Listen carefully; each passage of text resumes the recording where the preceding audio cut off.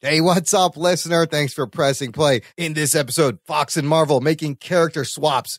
Lots of great trailers dropped this week from Ghost in the Shell, Justice League Dark Animated, and Kong Skull Island. Disney wants to buy Netflix, and Marvel's Inhumans is finally coming to television. Plus, some Walking Dead discussion, and we take a look at a video essay asking, why do Marvel movies look kind of ugly? That and our general brand of nonsense in this episode of the Jock and Nerd Weekly for Friday, November 18th, 2016. Yes. I see that you know your judo well.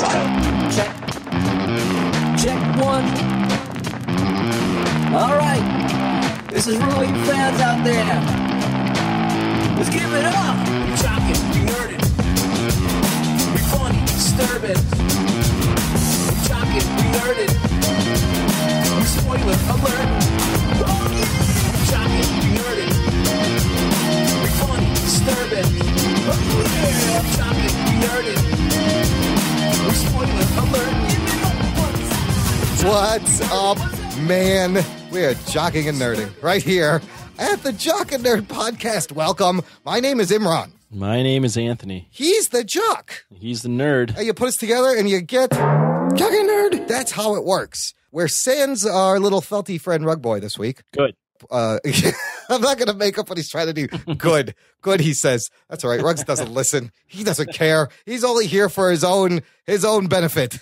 He's like that guy David Mobley on Twitter. He doesn't really listen to the show. No, Ruggs just wants to push his felty agenda wherever he can. Gentlemen, this is Democracy Manifest. Listen, if you're a first-time listener, thanks for checking us out. Here's what's going to happen. This is the Jock and Nerd Weekly, where every week we get together and we geek out about comic book and TV, movie-related news. This week we got a bunch of trailers came out, a bunch of crazy character swapping, studio cooperating, weird stories. And there's going to be a lot of things we talk about. So you want to check out the show notes, jockandnerd.com/140. This is 140, Anthony. I'm going to have 240s tonight. Oh, we're going to need 240s. A little bit of the OE. Oh, shit. And then I'm going to pour one out for my dead homies. Pour one out for your homies. We used to do that. This one goes out to Tupac and Biggie. Biggie, both of them, dude. I told you. They just died. I think they were living on that island, and they think they just died. What island? Kong Skull Island? No. Yeah, exactly. That island. Man, look. It's them and Prince and like they're all the people from the 27 Club. Listen, just with the deaths this year, there's an amazing concert going on in the afterlife. Let me tell you what. They're just jamming with all the musicians and everyone. Who died this year? Oh, who died? Just look it up. Google it. Prince, Phife Dawg from A Tribe Called Quest. Oh, that's right. There's lots. We talked about it in the shows, and I forget. Muhammad Ali, who's hanging out watching. Oh, he's boxing up watching there. the show. And Alan Rickman. Dude, I was looking at the list. It's been a fucked up year, 2016. Fuck you.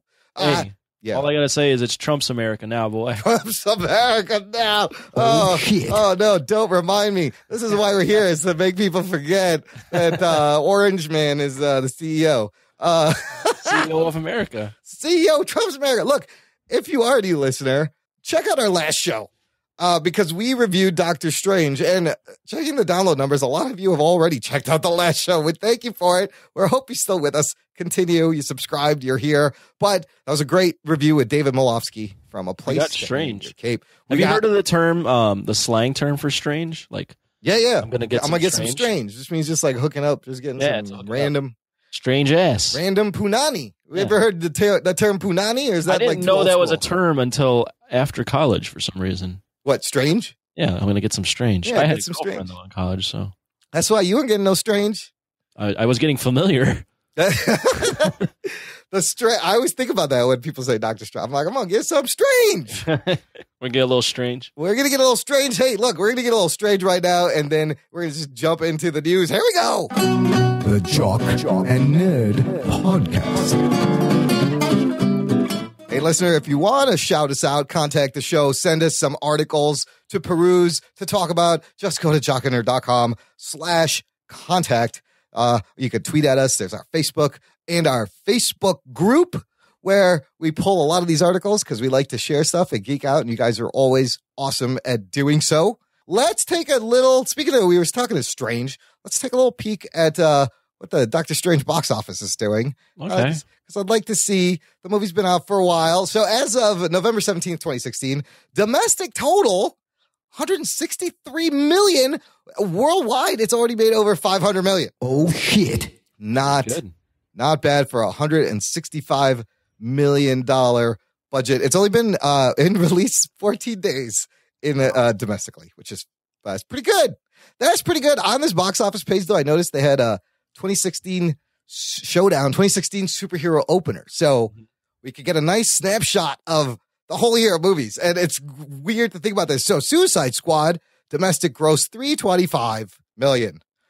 Batman v Superman, like we said that last episode, only $5 million more at $330 million. All right.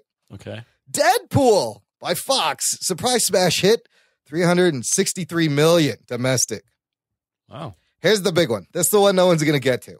Captain America Civil War, Captain America 3, $408 million.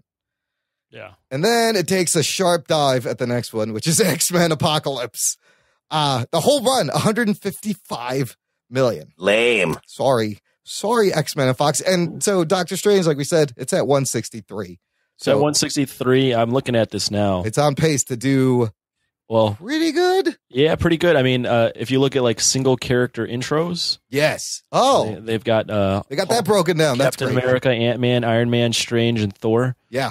Strange is at 163, as you mentioned. Yeah. It's already beat Incredible Hulk. Wow. Captain America's 176, Ant-Man's 180, Thor's 181. I think those are all within. I think those all be broken all into this weekend. within. Yeah, more than domestic. Wow. And Iron Man's at 318. I don't think it'll get to 318. But then if you look at worldwide, Doctor Strange has already beat Hulk, Captain America, and Thor. It's at 504. Ant-Man's at 519. I think that's very doable. Yeah. And Iron Man's at 585. I don't know if it's going to hit that, but Doctor Strange is doing pretty well. It's doing pretty well just 2 weeks in. Like, we were wondering, is this going to do Ant-Man money, Guardians money? I think we were underestimated this movie because I think the closest thing is your Iron Man. Like, could be as big as the first Iron Man, and I think it's got a good shot.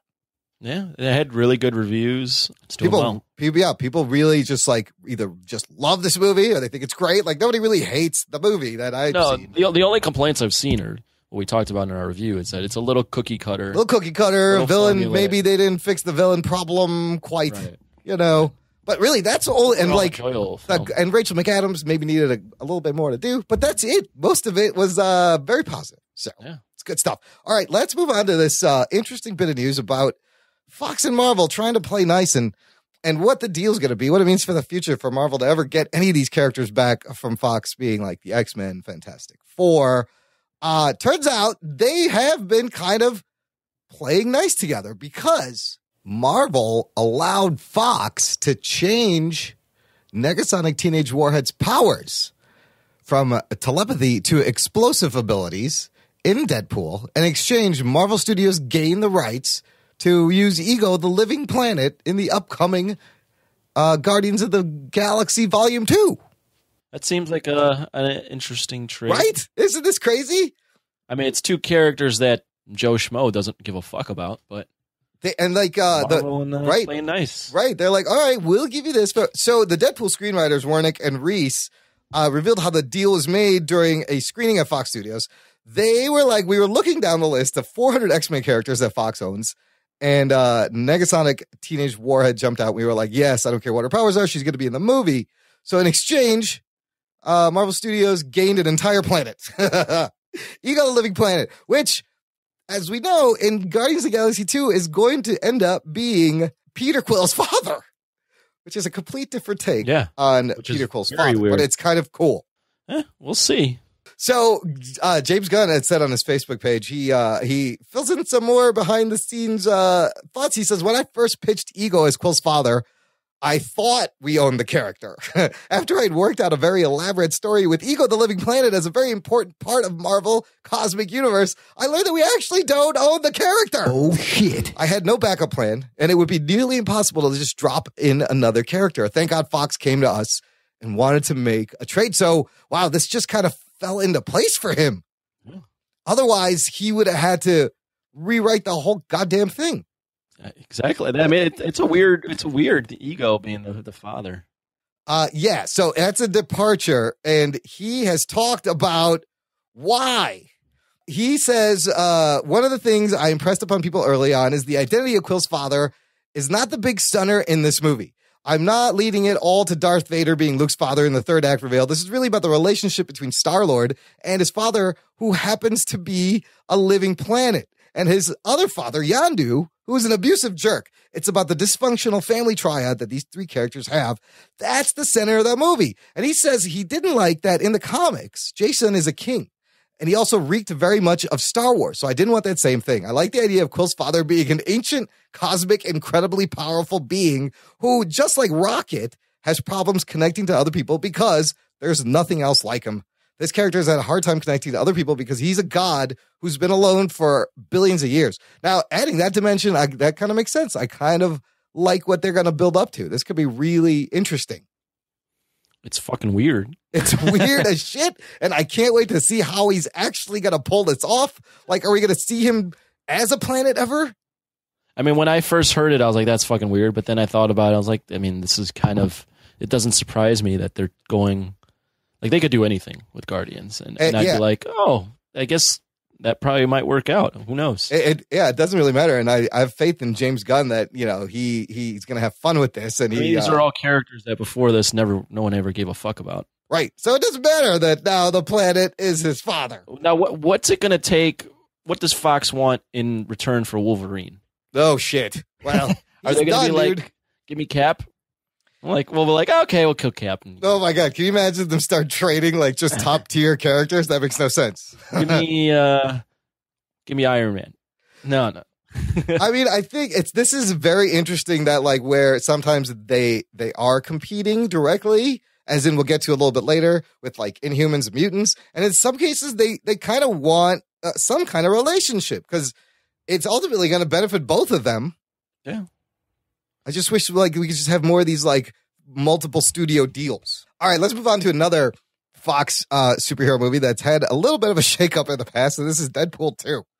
Okay. It's lost its director, Tim Miller. Then Junkie XL, who I guess was buddies with Tim Miller, who was doing the music. He's like, I'm out if he's going. But Ryan Reynolds in a GQ article has kind of talked about his side, his perspective, and how he feels about some of the friction that we read about between the two of them. And this is kind of what we talked about, like the way he is on this. He says, I know when I need to exert control, and I know when I need to let go of it. I'm not going to go and sit with Tim Miller and say, the visual effects of Deadpool need to be done this way. The man is a visual effects wizard, but there are character and tone things that I know really well. And I've also been with this thing the longest out of anybody, aside from the guys that wrote the comics. 11 years I've been trying to get this Sisyphus rock up a hill, and it kept rolling back on top of me. So I'm going to be all the frick. It says frick. I'm sure he didn't say that. I'm going to be all the fuck over it from the moment it starts to the moment it finishes. So, I mean, I guess they just had a difference. Clearly, they had a difference in the direction. Yeah. It looks like Ryan Reynolds really feels like he owns this character. Yeah. And understands his character. So, I don't know. I mean, the last film worked on a lot of levels. I didn't actually think it was all that particularly good of a film, but it was so different that I think that's why people liked it. It's a start of something really great, though, I think, also. Hopefully. Yeah. Yeah, I don't know. We'll see how this plays out. I don't have a strong opinion either way. Although with the Reynolds, I've also heard like he's clashed with Fox, of course, in the X-Men Origins Wolverine whole thing. He also like during Green Lantern, like that was kind of a power move or something, or he threatened not to do it if he couldn't do Deadpool, or I don't know. He may be a little bit much to work with, maybe. Man, the guy's a fucking rich Canadian actor. What do you expect? He is. He's got one hit, and he's like, it's my way, only my way. All right. Last bit of Marvel movie news. This is the announcement I've been waiting for. People, get ready. Rumor has it, reportedly, the first trailer to Spider-Man Homecoming will be attached to Rogue One, which is coming out December 16th, which means we'll probably get that trailer earlier that week. Yeah. That's great. I'm excited to see this trailer. I'm not as excited as you are, obviously. you've creamed your pants. I'm more kind than of most. nervous though. I'm kind of nervous that I'm gonna see this trailer and I'm gonna be like, oh no. No, Although I think you're gonna love it. Marvel hasn't messed up yet. You're, but you're not Rug Boy. Rug Boy is already gonna hate this film, and he hasn't even seen it. Yes. And you are gonna love it, and you haven't even seen it. I mean, and I will say that I am probably gonna like it. So there was footage of San Diego Comic-Con. I don't remember if I read the description or I kind of didn't want to read it. I don't remember what it was. actually. I don't. I usually spoil myself, and I don't remember. Yeah. So they showed something. So I'm sure some of that will be in this, but oh boy, yeah, this is great. And like just another reason to go see Rogue One, which is probably going to be really good also. It might be, yeah. I remember, what to fucking call it? There was some movie. It was the one with Keanu Reeves where the world was ending. Keanu Reeves, world ending. Yeah. Let me look it up. Speed? No. The Matrix? No. No. John Wick? I heard John Wick's really good. The Earth Stood Still. Oh. Is the I saw, and I think they like said that it might have been Wolverine or something, but they were advertising the trailer ahead of the movie, and that made me go see the movie. It was a superhero trailer. Oh. They were, but it almost was like this movie sucks so bad that we need to advertise what trailers. Oh, so what are you saying? That Rogue One is not going to be? No. They're trying to pull in. It just popped into my head that happened a while ago. Sometimes that happens. What year was that? I don't even remember. 2008. Wow, I don't even remember that movie. Yeah, it was bad. I don't remember that. It's a remake of a movie. Oh yes, of like an old sci-fi movie. Yeah. Okay, now I vaguely remember, but yeah, didn't do good. Look, whatever. We're just days away, weeks away from a new Spider-Man, from the first Spider-Man Homecoming trailer. Look, let's get to actual trailers that came out outside of Marvel and DC. We got our first official trailer for Ghost in the Shell. That's already been surrounded by a ton of controversy. The whole kind of started the whitewashing discussion way back when Scarlett Johansson got cast as the lead major in this adaptation of the anime, which I've seen a long time ago. I barely remember it though. But Anthony, did you get a chance to watch this trailer? Well, Imran, what we're going to do is we're going to pause it right here. I'm going to watch this trailer. There's going to be this thing called what you call the jump cut. And then you're going to get my reaction because I haven't watched this trailer yet. But I will right now. Time jump. Talking nerd. Now, not having remembered the anime much, this fucking trailer is pretty badass. Like amazing visuals. It seems like the anime come to life. And despite all the shit Scarlett got for getting this role, she looks pretty badass. Anthony, what did you think? Well, as I don't know shit about this okay, good. thing. Yeah. Visually, it looks pretty cool. I like the look for sure. It's visually very interesting. Kind of confused on what's going on. It looks like she's a robot that wasn't a robot before. Or they made her. They made her. She's. I mean, when they were saying like they stole your life from you, it seemed like. Again, I don't know shit about Ghost in the Shell. I could be completely off. It seemed like she was a person at one time that they've now put that personality into a body, sort of like a RoboCop feel. Or they made a body and put someone's consciousness in them. Right. Yeah. Right. Yeah, that's what I'm trying to get at. Yeah. The action's pretty dope. The white bodysuit is like, I couldn't stop staring at it because you pretty much have like a naked, nippleless Scarlett Johansson running around. Pretty much. Not complaining. Yeah. I thought she was initially when I first saw it, I was like, oh, she's naked. Yeah. Like, oh, no, she's not naked. The anime has like more nipples and nudity, I believe. So they've toned it down a little bit. It's a good trailer. It doesn't give away too much. I honestly don't know what's going on. So I guess that's a good first trailer according to the Christopher Sotelo trailer rating. Yeah. Plug to that episode. I don't know. Looks interesting visually. Yeah. That's all I got. It reminds me a little bit. I like Scarlett. Well, you can't go wrong with the Scarlett Johansson. Although it does, as someone, again, that doesn't know shit about this, does seem like the white woman is in... Why is she the only American person in this? Yeah, the white woman is in the foreign land doing some shit. No, but she's a robot. She's not a person. Right. They created her to look like a white lady. Look, it looks... Japan? In a white lady? Yes, in Japan. Wherever the hell this is. They'd be like, no, let's not make someone that looks like us. Let's make someone that's white. I believe it does possibly take place in Japan. Like the backgrounds, the visual, the The art direction looks great. It reminds me a little bit of Blade Runner, a little bit of like Minority Report, a little bit of Westworld. Minority Report. I would go Fifth Element. Fifth Element, yes, it's got elements of that. And so they've also, IGN has released the first 2 minutes of the movie, and it's kind of like someone shooting a screen. It's watchable, and apparently it faithfully recreates the opening of the movie, which, again, I can't remember, but in this 2 minutes, you basically see them make her. You see the whole process from like the robot skeleton to like a clear gel, and they dip her in this white liquid, and then the liquid bursts off and float, and you're looking at like a naked. Is that gel, or is that, what are you referring? Is this a euphemism for something? Well, it's some kind of jello. I don't know. Maybe that was on my screen and it wasn't actually in the trailer. I don't know. It was a little. Come on, I've told you. I'm looking at it's like a nippleless, weird, naked Scarlett Johansson. Like she has no nipples, but she's just naked. Because they just made her. It's pretty. I like you said, it hooked me. I kind of want to see this movie now. It looks awesome. Yeah, it does. I mean, we'll see when it comes out if I'm going to watch it, but it doesn't look terrible. No, it doesn't look bad. Let's move on to another very exciting trailer, and that is the second trailer. Is this the second trailer for Kong Skull Island? The first one was. Oh yeah, Comic-Con. Yes, I don't know if it was officially. Yeah, yes. Well, it was kind of a trailer. It was very short. Anthony, you are the resident Godzilla monster movie Kong fan aficionado. I'm gonna have you start. What did you think about this trailer? So I liked the first trailer better. Oh, really? Yeah, way better in terms of tone. This one was kind of all over the place in terms of tone. Oh, like interesting. It was like super serious. And then John C. Reilly jumps in, and all of a sudden it becomes like this comedy. And then it's like the tone was just weird. I hope it's a little bit better in the movie. I hope it meshes better. But just the way the trailer was cut, I didn't like the way the tone of the film. I did enjoy Kong. I do enjoy that there's other giant monsters. And yeah. I do enjoy that it seems like Kong is like the villain at first, but then it's sort of like the Godzilla feel where he's the villain, but then you realize he's actually kind of the hero.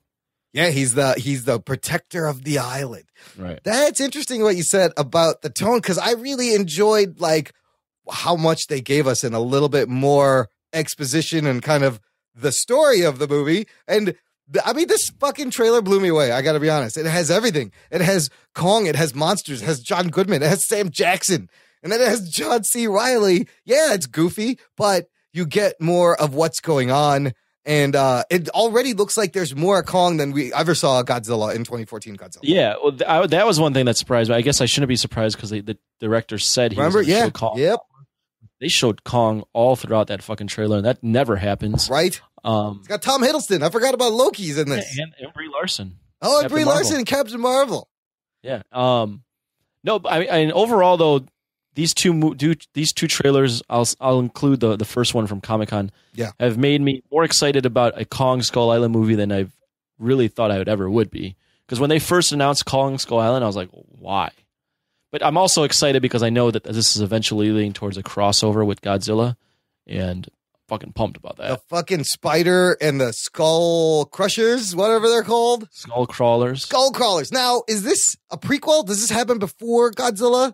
Yes, this happens in the 70s. It looks like. Yeah, it is kind of 70s. If you look at the tech they're using, it's like old monitors, and I read somewhere that it's set in the 70s. Okay, the other question: his size. He's still about like less than half the size of fucking Godzilla. Really? You think so? Or am I off? Or am I just not? I think you're off. I think he's half. Big. You think he's as big? I think he's almost as big as Godzilla. Yeah. Okay. So there's one shot of him. It's like hard staring at the people, and he does look a little smaller than Godzilla there, but I think they sized him. He's the biggest Kong they've ever had since like the Toho Godzilla King Kong crossover. Dude, and this blows away fucking Peter Jackson's movie. I'm sorry. This is fucking awesome. Like, that movie was nice for what it was, but then you see this and you're like, wow, why did they just make because it has like a monster, like a scary movie feel. There's like some jump cuts, like Jurassic Park style. I like the humor that's going to go in here because that makes it well balanced, but it still seems fucking intense. And like the shots of the fire and the copters, it looks awesome. I was blown away. I was like, wow, I've watched this trailer like 4 times already. It's definitely color graded well. Ah, A lot of oranges and a lot of True blacks. There's some good cinematography already in the trailer. Like the first trailer had the like the what do we call it? The long wing fucking fly. What are those called? Dragonflies. Oh yeah, the dragonfly cut. Morphing with the helicopters. And this one, there's a guy with the fucking. What kind of glasses? I mean, I can't fucking think right now. The crossfit's broken your head. The CrossFit has broken my fucking brain. The aviators. Oh, yeah. Aviators, and you could see the explosions in his aviators. Yeah. Really cool shots. I love it. And then like him in front of like the hot sun with the mirage vibrating, and just in silhouette. Wow. So this is coming out March 2017. And then they're going to follow that up with Godzilla 2, 2019. And then Godzilla versus King Kong Geek Boner. in 2020. I like it. Oh, and all like starting. This may be like the beginning of Project Monarch, which they introduced in Godzilla. Yeah, I'm thinking John Goodman's character might be like one of the first from Project Monarch. The founder, or he started this whole fucking deal. Wow. So then when Godzilla meets Kong, it's going to be like an older Kong, present day Kong, obviously. Maybe. Yeah, it could be that Kong, or I don't know. I would assume it's that Kong, but maybe it's like his son. Like his origin. Wow. I can't wait for this movie. All right. Let's move on to television news. In the small screen, we got some news from DC. We got a trailer for the DC's next animated feature. The previous being The Killing Joke, which, go listen to our review, was kind of a mess.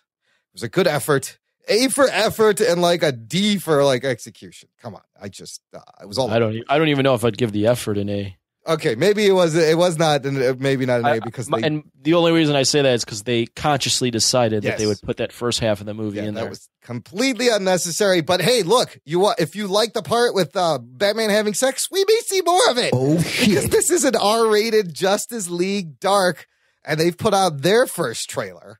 And we have a pretty great cast.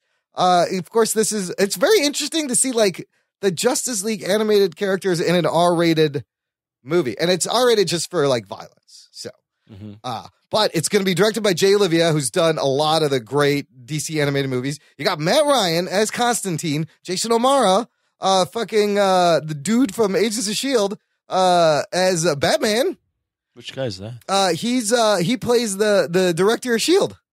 That's Jason O'Mara. Yes. No shit. Yeah. They're joining Camilla Luddington as Zatanna, Nicholas Turturro as Deadman, who's got a great line in this trailer. Ray Chase as Etrigan, Jerry O'Connell as Superman, Rosario Dawson as Wonder Woman, Enrico Colenti as Felix Fawcett, Alfred Molina as Destiny, and Roger Cross, who voices both Swamp Thing and Jon Stewart Green Lantern. A lot going on. A lot of big cast. A lot of characters. But this, I don't know, I might check this one out. I've always loved the Justice League Dark characters, and we're going to get to see all these people all together on screen. But of course, like Wolverine, this is like the Batman show. Like you got to shove Batman and everything. Otherwise, For some reason, I don't know why the fuck Batman's in this. He's like, well, there's that line. He goes, are you talking about magic? We're going to have to call John Constantine. And then Deadman's like, hey, yeah, we'll get the team together. You, me, the Justice League. It'll be a lot of laughs. Like fucking Nicholas Turturro. I'm kind of excited to see these characters in an animated movie finally. I'm excited to see them in a movie. I'm excited to see them maybe interact with the Justice League. I didn't think this trailer was all that great.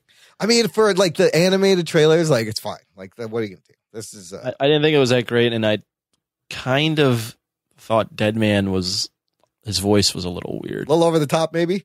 A little bit. That's not how I pictured. No, Deadman. I'll agree. That's not how I picked. Because I don't think Constantine had an accent. No, it's Matt Ryan. It's Matt Ryan. The guy's English. Is he really? Deadman's supposed to be from Boston, so it's. I know Deadman's supposed to be Boston. like Boston guy. Yeah, his name's Boston Brand, right? Or maybe that's his name. I don't know if he's from Boston or his name's Boston. Yeah, I don't know if his name. Maybe he's from New York and his name is. That's just not how I didn't expect him to be a comedy relief character. No, but he kind of is. I mean, he's always kind of been goofy and like sometimes he freaks out.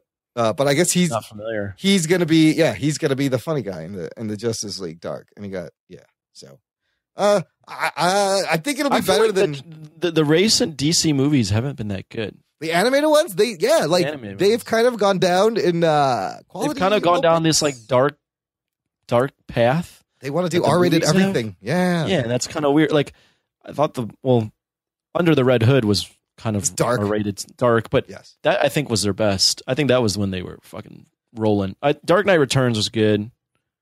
Some of the other ones have been kind of Year One, I thought Year One is very good.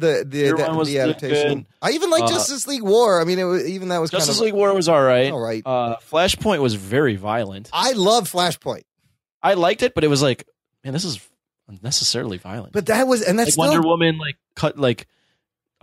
hang someone with her fucking. and those are all lasso. PG-13. Like they didn't get to the R rating until the stupid killing joke.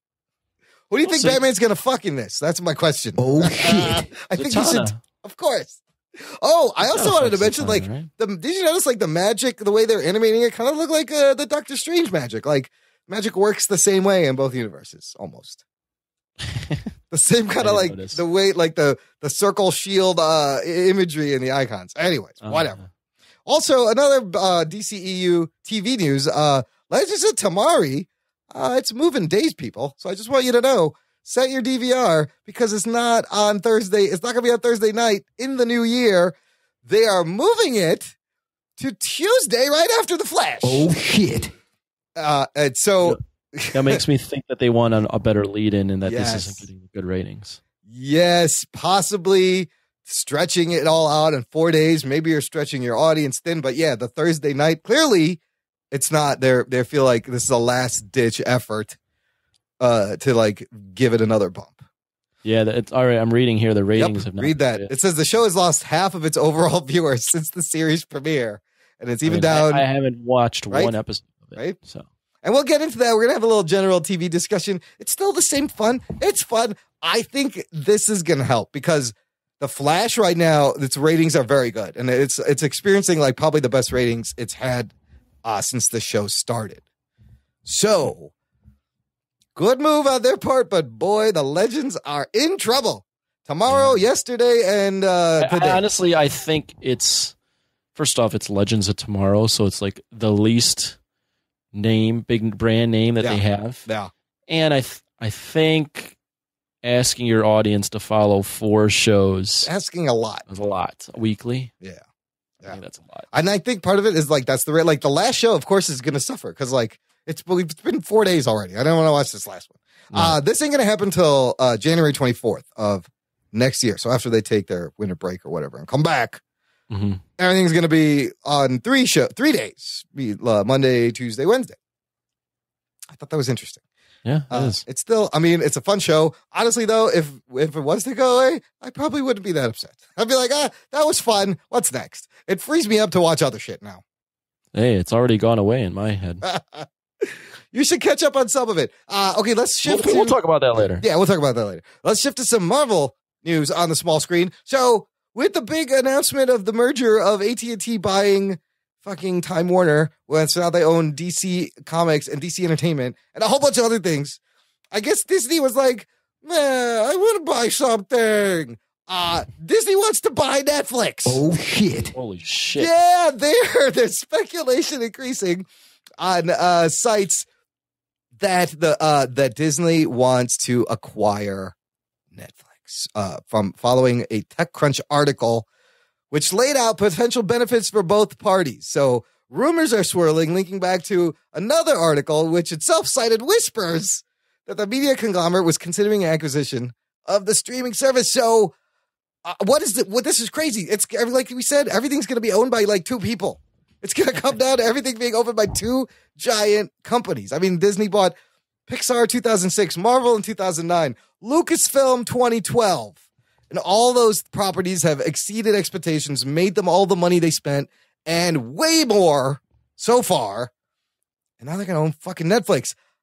I think this is good and bad. Can you tell me why it's bad? I think it's bad because I don't know if all that programming that's going to be on Netflix is going to want to remain on it. Ding, ding, ding, ding, ding. That's absolutely right. And they have said that they wanted to move to 50% new content.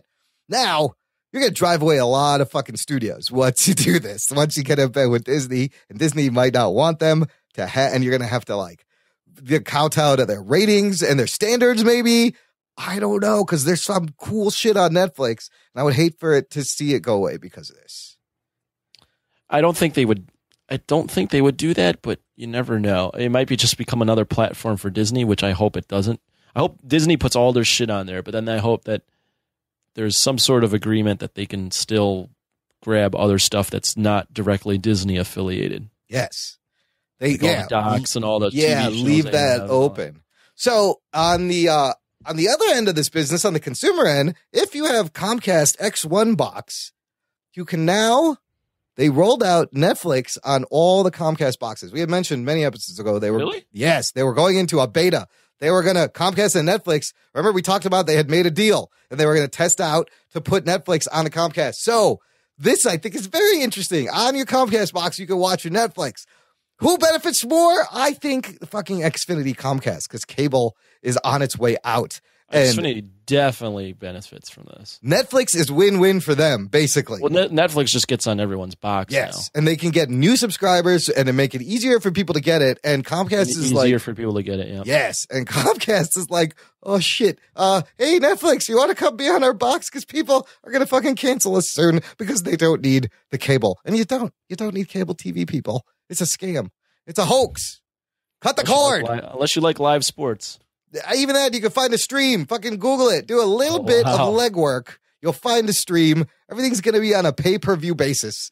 I don't know. I can't see cable TV surviving much longer. We've been talking about it, in this past year. Very possible. Yeah, you see it. But this is like a very interesting acquisition all around. So, all right, here's some really big news on Marvel TV front. They finally figured out what they want to do with the Inhumans. Oh, shit. And it's pretty crazy. So originally they had planned for a movie to come out. They scrapped the movie. We started seeing the Inhumans on Agents of S.H.I.E.L.D., not the actual main royal family that we read about in the comic books. Made up fucking Inhumans for the TV show. Well, Marvel's announced that the Inhumans will be coming to ABC in the fall of 2017. Oh, shit. As a TV show. It's going to launch in IMAX, 2 episodes. And they're going to show in IMAX in theaters, and then they're going to air those. Now, here's the crazy thing about this deal. All the shit is going to be shot in IMAX. This is partially being funded by IMAX, meaning the visual, the quality of the shots and the cinematography, it's going to be like nothing else you've seen on television because nobody could use these fucking IMAX cameras. That should be really interesting. Right? And this is going to be about the royal family, about Black Bolt, about Medusa, about Lockjaw, about Maximus. And there was other rumors. I read that part of it is going to take on the moon. Here, I got more details. It's going to be 8 episodes long. Okay. The same episode run as the first season of Agent Carter, the same episode run as The Defenders. Okay. It's not going to be a spinoff from Agents of S.H.I.E.L.D. So I don't know how they're going to set this up, but again, they said co-financed by IMAX, cinema quality visual effects. And so when it was a movie, the big rumor was like Vin Diesel to play Black Bolt, which he would have been perfect. He voices, what's his name? Groot on, for James Gunn, Guardians of the Galaxy. And if you know anything about Black Bolt, listener, this is a great character for Vin Diesel. He would not have to talk at all. Because this is a crazy character because his voice is his weapon. Black Bolt doesn't say shit. He whispers and he levels a city. It's a very weird power. So it's awesome. It's awesome. So making a show with this family, like you need a good supporting cast because Black Bolt ain't going to be saying shit. But it turns out Vin Diesel, very unlikely to play him now because it's on television. Or is it? Could he still be interested? I don't think so. Right? I don't think so. Let me get some thoughts in here. Yes. It's crazy news. I was very excited. Yeah, it's surprising. Obviously, they canceled the Inhumans movie. It didn't seem like Kevin Feige was all that into the Inhumans anyway. I think it was more that Pearl Mutter guy. Pearl, whatever the fuck his name is. Pearl Mutterfucker. Pearl Mutter. Pearl Mutterfucker, yeah. Inhumans was always kind of a weird thing for them to even want to make into a movie, although I got to be honest, Black Bolt on the big screen would have been legit. Yeah. It being on TV, it's cool that it's being filmed in IMAX. That'll make the TV gloss look better. Yeah. kind of worried though about it being on TV and ABC too. You know, on ABC. I'm worried, and the reason I'm worried is these characters, although people don't really know them, are pretty spectacular in terms of their powers and their abilities, and I just don't think that they're going to be able to properly portray that on TV. I mean, they live in this giant like palace village called Adelan that sometimes it's on the blue side of the moon, sometimes it's like underwater, sometimes it's floating in the air above a city. Like if this was on like HBO, maybe. Yeah. But ABC, although the IMAX money is interesting. Yeah, so I mean, technically, you will see Black Bolt on the big screen if you go see it in the IMAX. But I think this characters need to be told on television in a serialized, long form fashion because it's going to be. You got to set all these guys up. There's a lot going on here. I just want to see Black Bolt, properly portrayed, and I don't know. We'll see. I haven't been a big fan of. Obviously, I haven't been a big fan of S.H.I.E.L.D. lately. Mm-hmm. So this may be watching. Well, this, like we said, they pushed to the later time slot. The second time, is it the last season? This may be they're out. Maybe like we're gonna shift everything here. They've kind of gotten that audience used to the word Inhuman, some of the Inhuman characters, and now to reveal like the actual crazy royal family, like that's kind of a good play.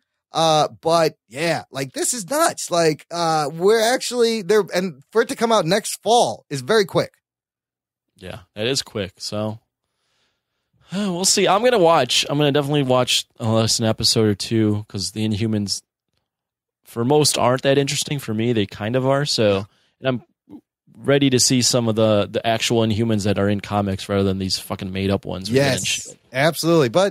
And it's only 8 episodes, so maybe they can just put a lot of money. That's encouraging. Yeah, and just go balls out with the visuals, with the CGI. Wow. I was like, that's crazy. They finally figured it out. Okay, last bit of news we got for you here is I got a little bit of audio I want to play. And I found this interview this little kid does with Stan Lee, and in which Stan Lee explains why Dr. Doom isn't a villain. The story itself, I'll put a link again in the show notes, shockandnerd.com/140. This kid, he had leukemia when he was 11. He beat it. He's 14-year-old now. His name is KJ Ricci. And this local radio station kind of granted him a wish. He wanted to interview Stan Lee. So he asked him who was his favorite villain. And he's like, oh, this is an easy answer. He says Dr. Doom. But what he says about him is kind of interesting. I want to talk about it. And let's hear it from Stan the Man himself. I think maybe Dr. Doom. Ooh. Now, I'll tell you why. Everybody has Dr. Doom misunderstood. Everybody thinks he's a criminal. But all he wants is to rule the world. Now, if you really think about it objectively, you could walk up to a policeman and you could say, "Excuse me, officer, I want to tell you something. I want to rule the world." He can't arrest you. It's not a crime to want to rule the world. So Dr. Doom is it's unfair that he's considered a villain because he just wants to rule the world, and maybe he could do a better job of it. So I'm very interested in Dr. Doom, and I'd like to clear his name. What is he talking about? Was he joking? He wants to redeem Dr. Doom's name. I mean, Dr. Doom's done some pretty bad shit in his run of comics. I mean, I haven't read every single Dr. Doom thing, but he's been a guy that's done some stuff that's kind of not that great. He's been a kind of an unfair ruler at times, but I do see his point. Like, Dr. Doom isn't like evil just to be evil. He's got a purpose. He's got a purpose, and he's got a reason for why things. Now, his methods might be unreasonable to some, but in his mind, he has a strong honor code, and I've always found Dr. Doom really interesting because he's not your typical. He's not just bad to be bad. He's not like fucking bad guy. Yeah, I don't know. I can't think of shit right now because I fucking did CrossFit and then I drank a protein shake, so my brain doesn't work. Fucking workout fucked you up. Listen, I just want to say, when I heard this, I was like, you know what? If you replace Dr. Doom with Donald Trump in these comments, the same thing kind of applies. Is this what Stan is trying to tell us? He's 93. Like, if you put Donald Trump in there, I was like, oh my God, who is he talking about? Donald Trump is like a stupid villain, though. He's like a stupid evil genius villain from a comic book. Well, Dr. Doom doesn't lie though. Dr. Doom has like he's got morals and he's got morals. And a code. Donald Trump has been lying within his own sentence, within a speech, he's lied. His answers to questions and debates were within the lies same, upon lies. Within the same sentence. I could hear Trump going, "I want to rule the world. It would be huge. It's going to be huge." But the media is so unfair, so unfair, so unfair, so very unfair. I just thought that was very interesting comments from. But it's going to be huge. It's going to be great. Stan is 93, man. Man is still kicking it. Still kicking it. Still kicking it. All right, gang. This is the part of the show where I'm going to cut in some promos of some other podcasts that we swap promos with. So I just want to take a second and talk to the listener. Look, if you are a podcaster and you're listening to the show, you know our audience. If you enjoy us, you want a little cross promotion, send us a little promo, a 30-second to a minute promo. We will play it. We'll send you ours and you play ours. Win-win. Everybody gets exposure. Just visit email show@jockandnerd.com. And if you want our promo, it's pinned to our Twitter page. It's on our website at jockandnerd.com/about, and it's in the header of every goddamn page on the website. You can't miss it.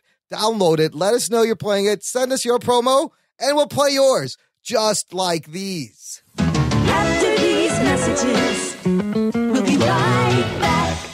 Hey there, fellow podcast fans. Do you love comic books and especially Swamp Thing? Get out of the bayou. So do we. Come check out the Parlapod Show, the world's only podcast dedicated to the muck-encrusted mockery of a man himself, Swamp Thing. This is some serious arcane audio. We also have a sister show, Splurch, where we dive into the world of comics and all the crazy aspects of life. Give us a listen at parlapod.com, iTunes, SoundCloud, our YouTube channel, visit our site, parlapod.com, and consider supporting our Patreon for some really cool rewards and exclusive content. Check us out on podcastradionetwork.net every Tuesday at 9 p.m. Eastern. Join the conversation on Twitter by following @Parlapod. We'll see you in the swamps.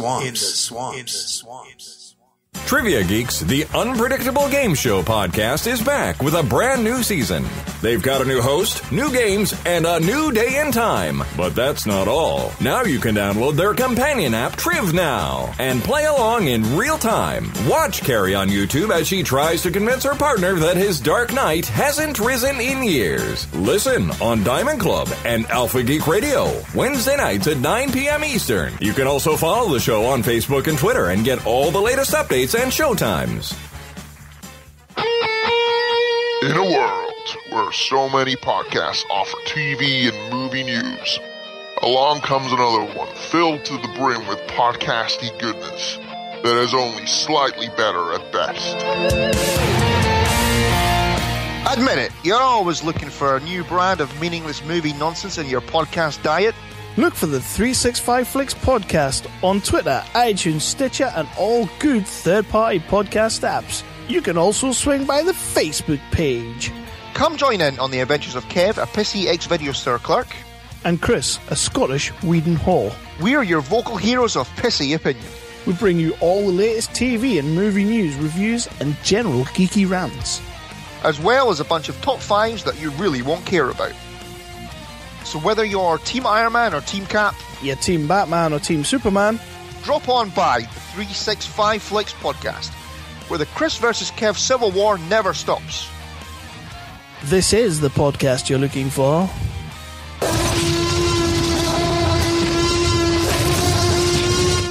Jock and Nerd.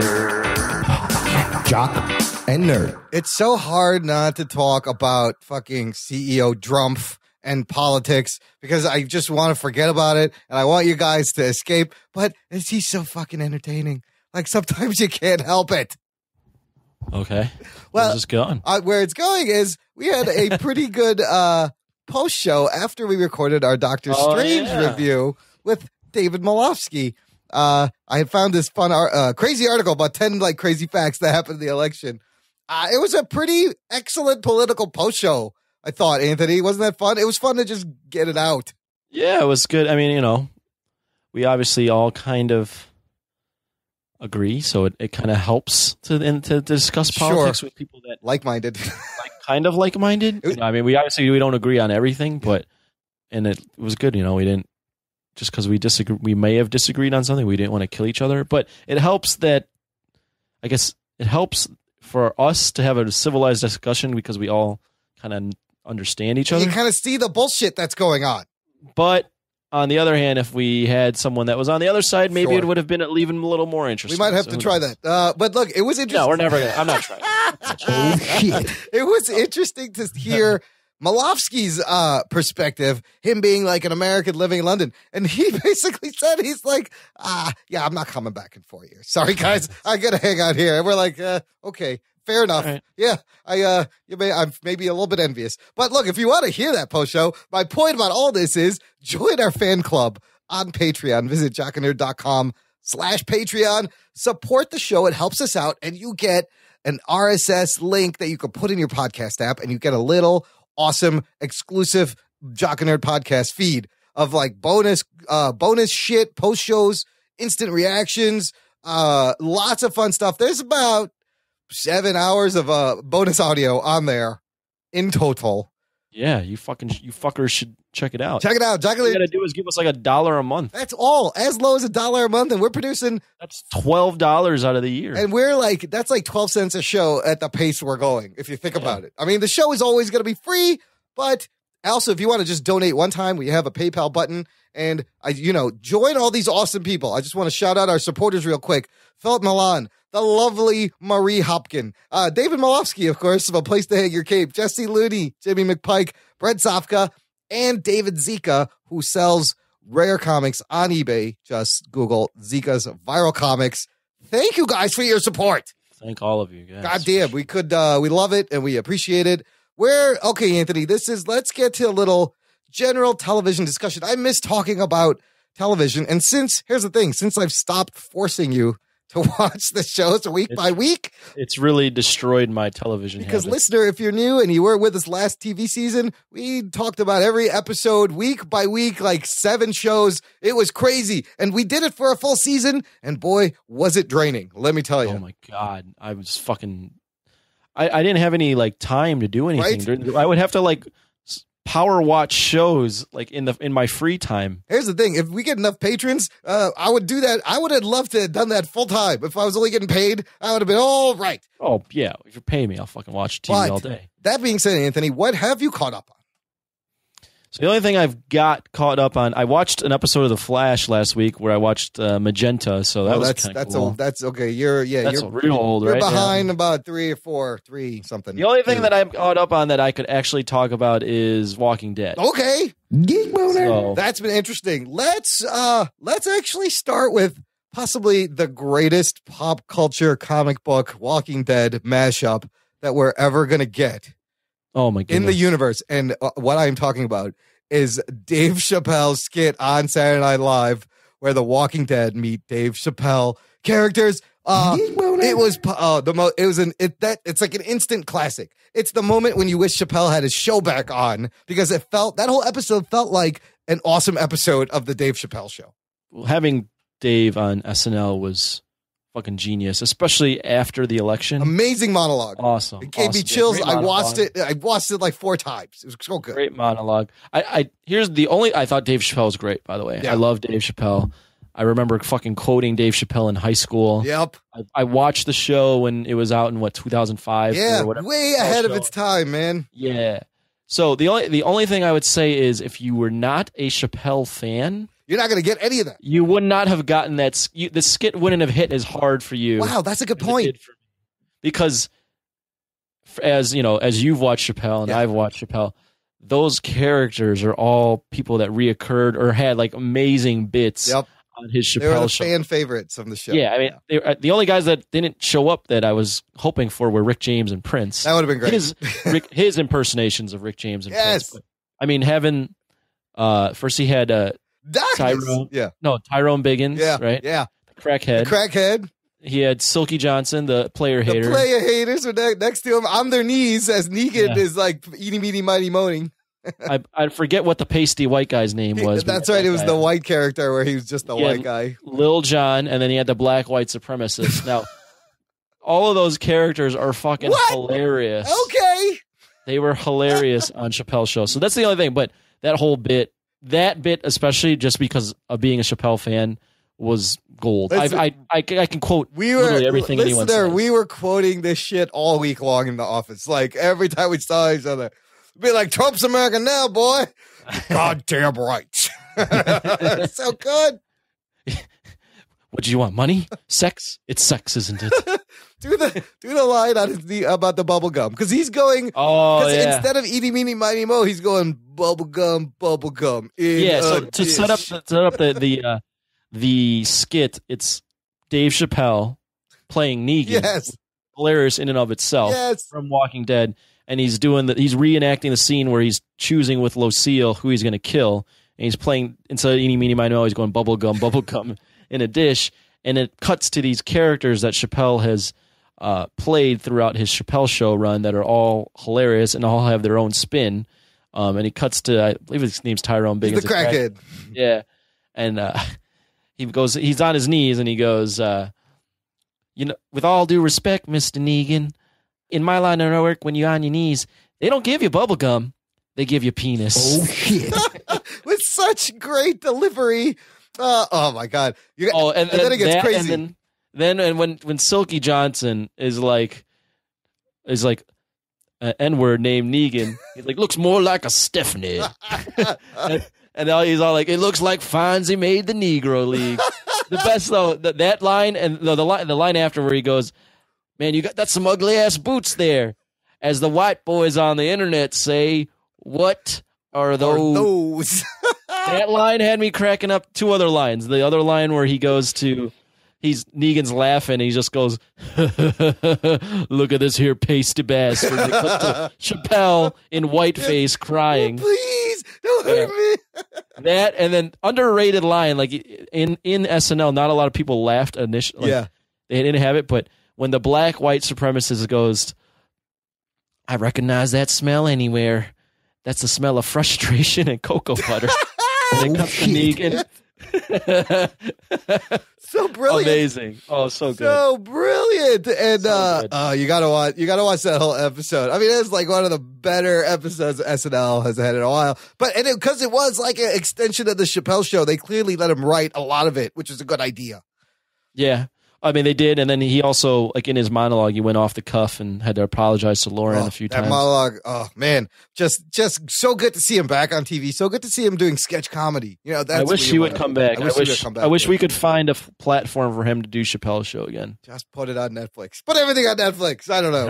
All right, let's get make him an even richer black man. Yes. And get him to do Chappelle's Show. He's got so much money. He probably doesn't need to do anything. He doesn't want to. All right, let's get to The Walking Dead. We had talked about the opening, the first episode, of course, which you got the big reveal. Who got killed? Abraham Glenn, of course. Oh, sorry. I'm spoiler. Here's major spoiler. I'll do another one. Prepare to be spoiled. There has been 3 other episodes after that, right? Not many. Not much. This is the 4th episode. Yeah, and the 4th one was 90 minutes long, which may or may not need it to be 90 minutes long. I want to start with the second episode, because after the second episode of the season. Oh, we're going that far back? Yeah. Didn't we talk about this? No, we have not talked about the show since the first episode. Okay. Yeah. Because after that first miserable torture porn fucking heavy ass episode, they follow it up with an episode about Carol and Morgan in the Kingdom, and it's like a whole different tone. It's like a whole different show.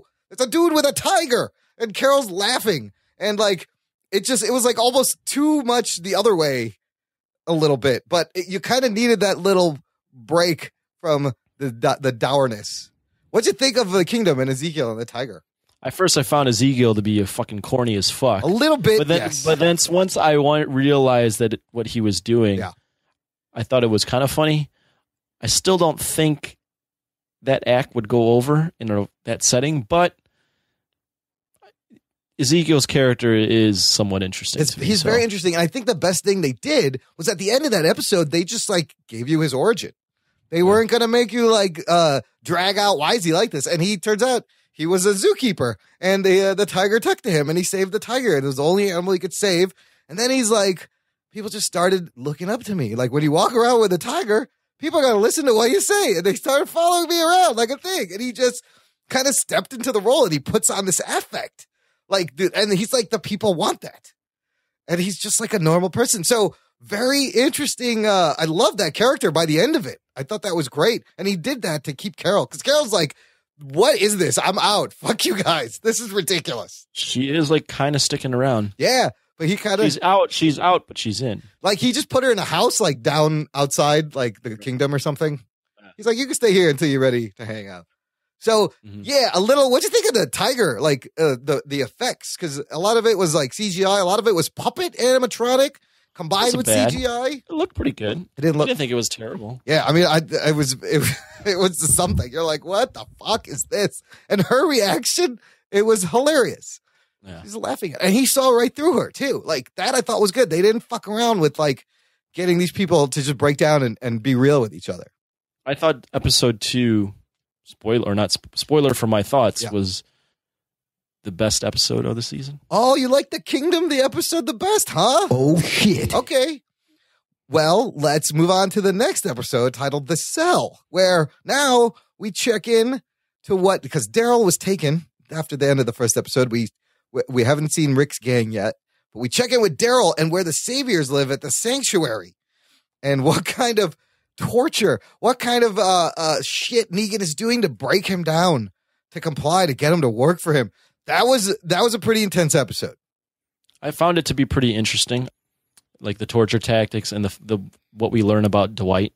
Yes. I found that all to be interesting. The only thing is, and I'll save my overall thoughts on Walking Dead so far for once we get to the next episode, but did we really need to see fucking Daryl eat dog food sandwich and over and over and over? And the song, like people started buying that song. It got like, it like rose to the charts. I'm saving what I really think till we get to episode 4. Okay. So whenever we get there. Okay. So that one, he's trying to break Daryl down. Daryl doesn't really break. And yeah, you find out more about Dwight and his sister and his wife, and he's kind of a cuckold to the Negan.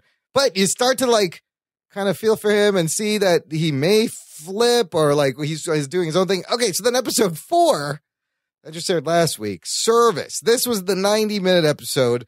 That was, now we check back in with the Rick's group at Alexandria, and Negan just shows up out of nowhere. He's ahead of their schedule, and he's like, they're like, hey, we settled this shit aside for you. And he's like, no. We're going to go take all we want. He's like, you guys just chill out. And he makes Rick hold fucking Lucille. Oh, shit. And he's just turning his back to him. And you think about what he did with that bat, and you see Rick grip the bat and get loose on the bat and think about it. And ultimately, he doesn't do anything. I don't know if that needed to be 90 minutes, but it was a lot of Negan breaking Rick down. Well, you ready? Yes. What do you think so far overall? Okay, so overall, the season's kind of sucked. Oh boy! Oh shit! The only thing that I'm kind of wondering is how like they're gonna get Negan back. Like that's the only thing that's keeping me like somewhat interested or somewhat like intrigued. Not interested. I'm still kind of interested in the show, but intrigued on where it's gonna go. I want to see what's gonna happen to Negan and how they're gonna fucking get him. But golly, man! First off, dude, I don't know why, and it's been like this for a while, and I don't know why, but it's finally getting to me now. If they would just fucking tell these stories, like cut between this story, like cut between what's going on in Alexandria. Okay, cut to the next. Yes. After commercial break, we're in the Kingdom. Yeah. Cut to the commercial break, and we're in fucking Negan's lair. It per episode. But they're doing it per episode, and it's draining everything. Like the momentum is slow just it down. Yeah, slow, dude. Like if you and that's the thing. If you would just combine these elements together, it would make for an entertaining episode because you're getting different flavors of everything at the same time. You're getting like a taste of this and a taste of that. But instead, these fucking episodes are just dragging this stuff out. And what's worse is episode fucking 3 and 4 are just fucking torture, dude. Like it's just Negan fucking flaunting his cock over and over and over. Dude, I think we get it by now. Yeah, we get it, dude. And like episode 4 did not need to be 90 minutes of Negan. Nothing Literally, nothing happened. He said, sliding his dick down Rick's throat. Oh, great. And what sucks too is like Rick has been like the shitty leader for sure. Yeah. And like Rick is the main guy, so you kind of like Rick. And He's like caved. Rick He's has done. just got his balls just completely cut He's off. done. And it sucks. Like it's just not like, I don't know. I felt like episode 4 really was just like, we get that Negan is a horrible guy. We don't need fucking what's the guy actor's name? Jeffrey Dean Morgan. Jeffrey Dean Morgan monologuing over and over and over about how horrible he is. Okay, a lot to unpack there. Rick pretty much is like done. He's like, I'm not in charge anymore. We have to learn to live by Negan's terms. I thought it was interesting. I thought it was interesting that Rosita is like the only person right now who's like, no, Rosita. Guy. It's Rosita, Spencer. Michonne, and Spencer. Oh yeah, and Michonne. Yeah. This is not our fucking life. Rosita finds I like how she found the shell casing and she goes to Eugene. She's like, you want to make me a bullet. Now, Jeffrey Dean Morgan is fucking incredible on this show. He's great. I love when it. he's on screen, it's fun to watch. Yes. But what you're watching is just them fucking the cast of Walking Dead over and over. And that line, which is right from the comic books, one of my favorite lines in the comic books was I read that, I was like, oh shit, where he's like, I just slipped my dick down your throat and you thanked me. And that is, I was so happy he actually said that line because I was like, God damn. But you're right. We get it. But this storytelling structure is something that's carried over in the past season. I think the season before. They've had it for a couple seasons. Yeah, now. they jump because you're at episode 3 and I'm kind of like, well, what the fuck are Rick and them doing? I kind of just want to see that. Like, I get this, but it's but a more traditional show though, Anthony, would do what you said. That's a little more traditional storytelling. Maybe they're trying to do something different, but it does really slow all the momentum down when you're like, okay, we're going to show you all this stuff now. Now we're going to move to this whole completely other thing. Everything's just so like decompressed. Yes. That's Rug Boy's thing too. He says it. It's very decompressed writing. It's unnecessary, especially that 90-second one, that 90-minute one. Like nothing fucking happened really in that episode. You could have done those 3 episodes in like 2 episodes. First off, yeah. You could have cut out a lot of fat and just make like, I don't know, man. I don't like that. It's finally catching up to me that I just don't like how decompressed the writing is. And like, it doesn't seem like we're 4 episodes in and it doesn't feel like that much time has passed either. I'm I hate to burst your bubble, but like, you're like, I just want to see how he gets back in Negan. Like, I don't think that's happening anytime soon. With this decompression, they're going to ride this out. They're going to drag this shit out. Like, there's no coming back from this. There may be little things here and there. Negan's gonna, I don't know. I don't see that happening, right? I don't know how they get out of this. Like, this is fucked. And I just don't like the fact that my main guy, Rick, he's been castrated. Has no balls whatsoever. Like, I don't know if that's how it was in the comics, but if he's supposed to be the main guy, like, you want your fucking leader to have, like, in his back pocket, like, he's gonna, we got to find. I mean, they might get to it, but like in the comics, like Rick was always trying to think of a way while complying with Negan. He always had shit going on, He was always trying to. It doesn't seem like this version of Rick has. No, he doesn't. No, it doesn't at all. He's already given up, or so we think.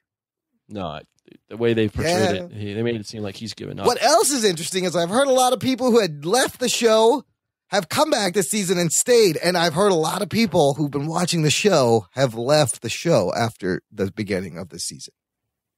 Like, it's very weird. My friend Erwin, who's been on the show, he was like, he hated this last episode. And he goes, to say that this was only a slight improvement over watching Daryl eat dog food for 45 minutes really says a lot about this episode. And it really says a lot about even like fucking Jeffrey Dean Morgan can't save this shit, as fucking awesome as he is. It is the structure of the storytelling at this point and how they're trolling us. They're teasing us. Here's the thing about this show too, is this episode they were teasing that they were going to kill that fat chick, that overweight chick. Oh, right. I don't know her name. Right. And the reason I don't know her name is because she's been a very inconsequential character. So you've already killed Glenn and Abraham. Like, I don't give a fuck about this character. Yeah. Like, why is this all of a sudden like like it's just so stupid. Like, oh, okay, now I'm gonna kill her. Like, and then they cut, they go to commercial break, and it's just like, I don't like. They could just, this could be better if just they would just pace this better. They need to pick it up a little bit. They need to pick it, and like, they need to stop doing the fucking spending the entire episode on one segment of what's going on. Like, I don't know. This is not working. You just don't like their structure. Like some of the things I did, like they took all their guns, which is very interesting. The fact that Spencer was hiding that shit was interesting. Did you notice they took the mattresses and they just burned them on the side? I was like, oh shit, dude, that's fucking brutal.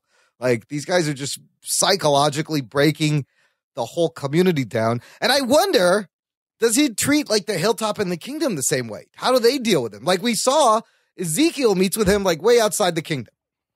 I think he's doing this because these guys killed his whole crew. Yeah. Well, they killed a bunch of his crew. He's got a special fucking. He's really got to break them. Yeah. I mean, there were parts of this up. Like I do enjoy Jeffrey Dean Morgan. I do enjoy, like that Negan kind of has a code. Like he's like. They haven't really even got into that. Like he doesn't rape stuff. Really. Well, they did. In the past episode, he made a throwaway line. He's like, "You can have any girl you want as long as they say yes." Oh, I didn't even catch that. And then he also in this one was like, "We don't hurt them unless they do something to us first. What's the problem?" You see hints of his little morality, hints. But yeah. And I see hints of his like admiration for Carl. Yes. So I'm seeing that. So I want to see some more of that, but it's got to go a little bit faster, though. I agree. It's just overall, this show's just got to start moving. I like there was a little Easter egg where he's like, I got to shave this shit off of it. And because in the comics, he's like clean shaven. He shows up clean shaven with kind of like the same look, but like a ponytail. But the 90 minutes. I was like, is this still thing going? Like, I didn't know. I forgot it was going to be 90 minutes. I thought it was over. And I was like, oh shit, it's still going. But yeah, it didn't really. Why? That's a weird choice. Why is that episode? I don't know. Minutes? I don't know. To really hammer home fucking it literally was just one thing that happened. Yeah. The only thing that happened was Negan fucking over the Alexandria over and over and over. He did this to Rick. And you, sir, are you waiting to receive my limp penis? That's what he did to them. The whole community. Yeah, and I'm still waiting for like the other like Carol and Morgan to find out about Negan and what happened to Abraham and Glenn. They're just dragging it out. They're dragging it out. They could cut this a lot better. Yeah. This could be done better if they just were to not decompress everything and cut between this is happening right now and then on another part of the world this is happening and then this is happening. Like, it all could be cut just way better. There was a weird theory I saw that Daryl was sending a Morse code message to Rick by blinking his eyes. Nah, I don't. Here is the proof that was presented in this article. Inside on the walls in one shot, like where Michonne walked by, there was a poster of the Morse code. It was a Morse code, the dots, the alphabet. And then these intense stares that Rick and Daryl shared, and people on the internet went so far as to decode the blinks, and it pretty much spelled out the word east. It was something like east, like I'm east of here, trying to give him his location and where the sanctuary is. I don't know if that's reading into it way too fucking much. I think so, just because it's never been that subtle on The Walking Dead. Yeah, that's true. That's like really burying it. Yeah, they've never had something where you're like, you looked back and you were like, oh, that's what they were doing. But just think about the fact that someone is sitting down and decoding Errol's eye blinks. Daryl's blinking eye thinking it's fucking Morse code. Oh, shit. Wow. I don't know if that's dedication or maybe you need a hobby. I'm not sure. Mm-hmm. Yeah, I don't know. The season is going to continue. Let's see. I'll still watch. I'm just saying, this last episode really put a bad taste in my mouth. But you're right. Every time Negan is talking, you're just like, whoa. Like, I can't take my eyes off him. He's fucking. Well, it's because he's Jeffrey Dean Morgan, but then, like, when you realize what he's saying, it's just like, oh, we've heard this shit. Yeah. It's going to get. Just let him swear. It'll make it better. All right. So that's good for The Walking Dead. And so, Anthony, you haven't caught up on anything else?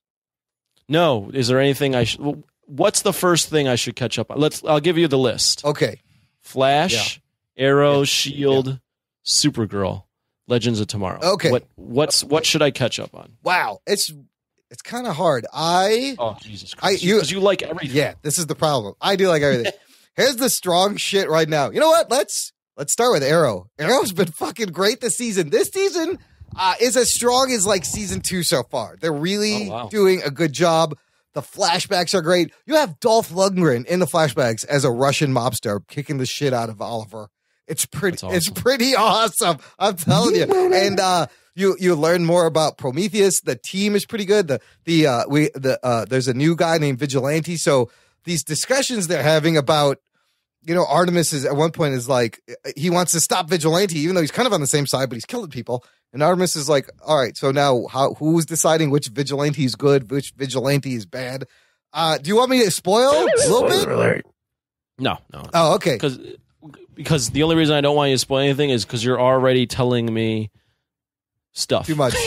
Listen, Tobias Church is great. I'm really digging the Arrow. It's really so good. Arrow. Is Arrow the first one I should catch up on? Yes, do Arrow first. What about Flash? Then follow up with Flash, which is also a really solid season. What about Shield? Shield is great. It's like a Ghost Rider movie right now, and it's still going. The whole Ghost Darkhold with him and his uncle. On the other side you have Ada and Fitz helping with the artificial intelligence, and May gets infected and how they cure her. Like that shit is pretty solid. That's coming back. That's taking a couple of weeks off. Jesus Christ, Imran. Those three. Can you delineate between what is good and what isn't? All good for different reasons. Supergirl. I actually have been digging Supergirl on CW. Because Jesus dude, Christ, there's like an underground bar where all these aliens hang out, and they go and they hang out there, and you see like Kara get drunk because they serve her like alcohol from another planet that'll actually get her drunk. What about Legends? Legends is the one you can whatever. It's still the same wacky. They're fucking with time. A lot of characters though. What Legends has is a lot. You see the JSA, Jonah Hex is back. You have Citizen Steel, Captain Steel, whatever his name is. They're having a lot of fun with the history of time. But clearly that one's ratings are suffering. That one is still just Mick Rory has great lines. Sarah is in charge. She's captain. What's his name? Quit, right? Yeah, he just took off. He's not on the show anymore? He's not on the show. He's probably hanging out in the Wild West. He took off, so Sarah steps up, and she's captain. There's like a secret hatch on the Wave Rider where Stein and Jax find a message from future Barry, which is really crazy that we don't know what he said yet. It's a warning from like 2056 Barry Allen. So all of this is all, I don't know if it's going to tie into what's coming up. That's awesome. That's why you should catch up on these is the crossover event, November 28th. It actually starts with Supergirl and goes through Flash, Arrow, Legends. It'll be on every show that week? Yes. Wow. And it has aliens in it. And if you've been watching the shows, I should have put this in there. There's commercials. They're putting out promos and you see everybody. And Felicity is like, she's just fucking geeking out. She's like, best team up ever. And they're all there. So they have also put on the synopsis of the 4 shows if you want to know what's going to happen, or you could just wait and watch them. I'll just watch them. But it sounds like this is going to be like a huge like superhero movie on television in 4 parts. I'm really excited for that because stuff from Flashpoint is going to affect Arrow. It's also Arrow's 100th episode. So that's coming up, which is kind of why I've been kind of keeping up with all 4 of them to see how it rolls in. Yeah, how it rolls into the Invasion crossover that they're starting to play promos for. And it looks like a lot of fun. They're playing promos for? Yes. I'm trying to find them. You can look it up. Here. Hold on. You got one? I got one. So in these, you can watch a couple. In these, you're going to see the aliens. You're going to see Deathstroke. Deathstroke is in this crossover. And just seeing them all together is kind of fucking cool. So at the last episode of Legends of Tomorrow, at the very end, Sarah runs in and she's like, our friends in 2016 need our help. And somehow the Flash is going to go get Supergirl, bring her back, ask Barry for help. The Legends get involved. Like, everybody is there. You see Deathstroke. It's pretty cool. Everybody, this is Supergirl. Okay, I think I got it. Oliver. Green Arrow. White Canary. The Atom. Firestorm. Heatwave. Best team up ever. Heroes vs. Aliens, the 4-night crossover event starts with Supergirl, Monday, November 28th on the CW. Heroes versus Aliens, right? Isn't Felicity's little reaction great? That looks exciting. Some help on the color grading. Speaking of color grading, I keep teasing this. Let's get into that. We're going to do a little recommendation segment. You might want to cut around me watching it. We'll cut all that out. Okay. Or I'll just leave it in. Whatever. It might be boring for the viewers, or listeners. So, I want to recommend this video essay that recently has popped up on the interwebs, similar to the one about Marvel's music being bland and how it's all not memorable. This dude, Patrick Willems, this is his first video essay, and it's titled, "Why Do Marvel's Movies Look Kind of Ugly?" I'll put a link to this in the show notes if you haven't seen that. It's also at our Facebook group at jockanerd.com/community. And in it, it sparked a lot of good conversation on the community page. I got to tell you, everybody from David Zika to Kevin Halden to you, you've all been commenting on this. He makes some good points. And I really didn't even, I didn't really notice this until he brought it up, to tell you the truth. Yeah, I'll be honest too. I didn't notice this until he brought it up. But I will say that I remember watching Civil War and I was like, why is Iron Man's suit kind of grayed out? Everything looks washed out. Yeah, it looked like washed out. It didn't pop like I thought it would. When they did that scene where they're running at each other, and I wasn't thinking about it at the time, but I wasn't thinking like color grading. I was just like, it seems kind of washed out. So that's a great moment because that's kind of the video starts with that. Basically, this guy's argument is all the tones. There are no true blacks on the screen in any of these movies, causing it to have low contrast and everything seem washed out. He's talking about color grading digital film. So he starts with this shot of like them about to fight. He's like, look at this. This looks great, right? He's like, but why is it just kind of washed out and drab? He mentions that when they started in 2008, Iron Man and whatever the second movie was, they were Iron Man 2 and Iron Man 2 were shot on film. And those have a brighter... And I believe Thor. Yes, the first Thor movie. Those colors pop. It's definitely a different quality because it's film. After that, they started shooting everything digitally because you can color correct things and it's higher resolution. But this is what I've noticed when I watched this was, as watching these Marvel movies, I always did feel like they all had a similar visual tone, color palette thing. And he kind of nails it, is that there's no high contrast. Like the blacks aren't true black on the screen, leaving everything kind of washed out. Now, the argument can be made that Marvel's trying to show these heroes in the real world. And when you want to do real world, you kind of, sometimes it is all non-contrasty and washed out. And if you make it too colorful, is it too garish? And is it too cartoony? And does it lose credibility? On the other hand, you look at Guardians of the Galaxy, which he says has the best color grading out of all the movies. And I agree. And I think it's the best one out of the digital ones. Out of the digital movies, right? Outside of the Iron Man and Thor. And I agree. And I think the reason is it's not on Earth. It's all space and aliens. But even that one he mentioned could be improved. Yes. And he showed. And he goes on to say that James Gunn is going to save us because he's shooting Guardians of the Galaxy 2 on a crazy 8K camera. Well, that point didn't make sense to me because the whole film or the whole short video, he's talking about the color grading and how it's because it's on digital. But he also mentions that the colorists or the editors or whatever the fuck they're called, could actually grade it better and make the blacks pop more. Yes. But then, so he's saying that it's not the film, it's laziness, basically, or it's a conscious decision not to do it. But then he goes back to, well, maybe there's hope because they're using a new camera. It is. Wait, what is it, though? It's not the camera. You just said it wasn't the camera. Yeah. So then what would make you think it would change because they're using this new camera? It honestly seems to me as if somewhere in Marvel Studios, they saved out color profile preferences and they just email it to everyone. They're like, look, just follow this guidelines. You have a brand. No, it's not color preferences. It's literally, they're just shooting it on digital and not color grading it, because the way they're shooting it is the way it actually kind of looks in the real world. Right. So you think that's a conscious decision to keep it grounded in reality?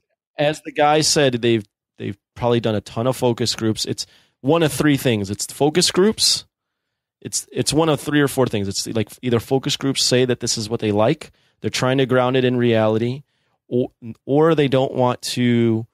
They're still like, even though this is a comic booky universe and they've kind of embraced it, they're not fully on board with the over top comic book aspect. They don't want it to be too comic booky, too colorful, because then the audience is like, this is almost a cartoon at this point.